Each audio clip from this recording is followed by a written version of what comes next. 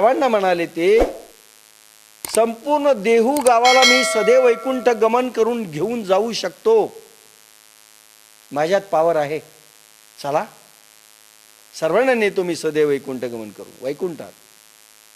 प्रत्येक जण नाही म्हणाला. जिजाबाईला सांगितलं, तू तरी चल, तुम्ही जा, म्हशीचं दूध कोण काढी. तुकाराम स्वतःच्या आयुष्यात चुकले नाहीत